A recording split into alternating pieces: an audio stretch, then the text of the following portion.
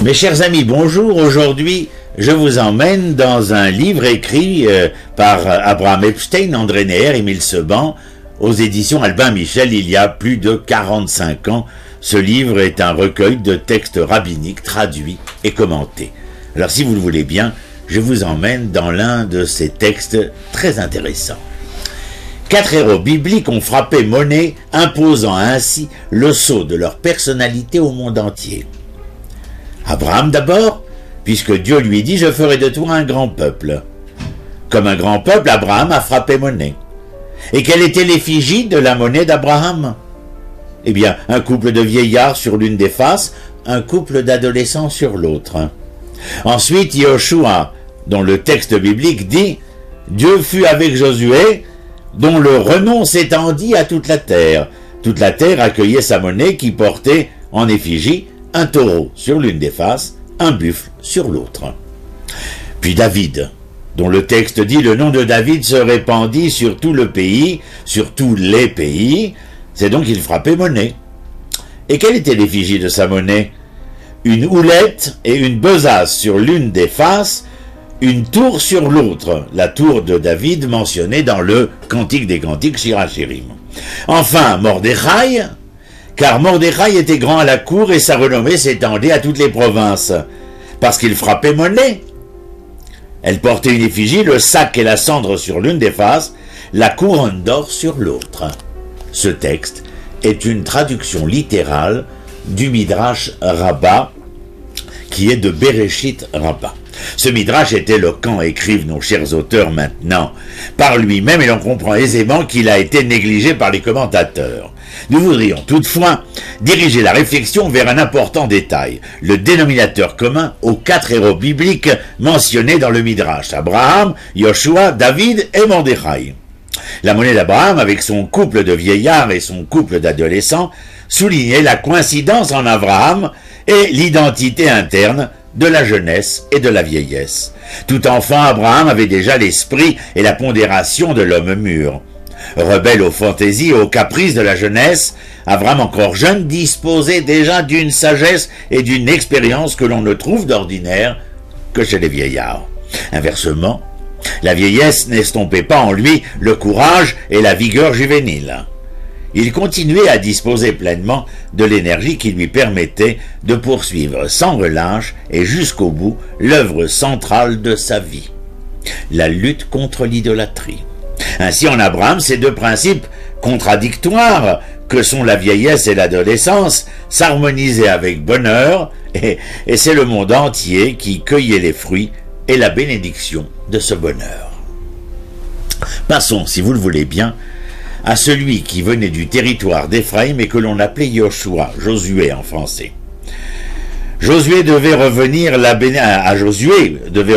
la bénédiction que Moshe avait accordée à Yaakov. À ce premier-né revient la splendeur du taureau et ses cornes sont celles du buffle. Or, qu'est-ce que la splendeur du taureau, sinon la démarche paisible et harmonieuse de cet animal lorsqu'il tire la charrue pour tracer le sillon? Tel était bien Yoshua, le disciple de Moshe, traçant le sillon dans l'esprit de son maître, mais lorsque les circonstances l'exigeaient, voici qu'à ce premier-né revenaient les cornes du buffle. À Jéricho, par exemple, lorsque l'interdit est violé, ou bien lorsque sont attaqués les Gibbonites qu'il avait juré de mettre sous sa protection, Yoshua intervient avec l'énergie d'un buffle, livrant au châtiment le parjure de Jéricho et livrant bataille aux adversaires des Gibbonites. 3e personnage, David. Il n'a pas hérité la couronne de son père. Il a d'abord été berger puis nomade et n'avait pour tout patrimoine que les attributs du nomade, la houlette et la besace. Mais c'est cette route qui l'a mené au sommet de la royauté, à Yerushalayim, la capitale éternelle. Et c'est précisément cette route qui l'a équipé pour exercer à Jérusalem même le droit et la justice. Ayant expérimenté dans sa propre chair les aventures difficiles de la vie, David, devenu roi, n'a pas oublié les humbles et les pauvres.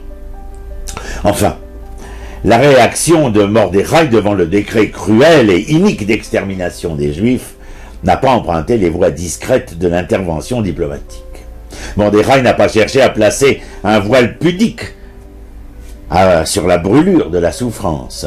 Au contraire, faisant fi de toutes les règles des convenances, il a déchiré ses habits de notable, s'est couvert d'un cilice et de cendres, et a parcouru publiquement les rues de la capitale en criant à haute voix sa douleur et celle de son peuple. C'est pour cela qu'il a mérité de porter la couronne royale.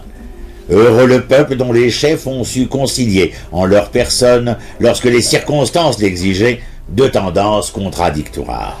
Nos textes ne disent-ils pas que Dieu lui-même apparaît à la fois comme un sage dans la yeshiva et comme un héros sur le champ de bataille?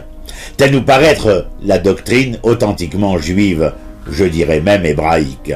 Heureux l'homme dont la jeunesse est déjà gonflée du sérieux de la maturité et que la vieillesse n'empêche pas de poursuivre énergiquement la vocation de son existence. Heureuse la génération dont le chef issu des milieux les plus humbles a connu l'amertume des tribulations, et heureuse la génération possédant un chef que la souffrance de son peuple projette bien au-delà des vanités de la bienséance. Un chef qui sait, au moment de la détresse, partager publiquement, face aux puissants de la terre, l'humiliation de son peuple.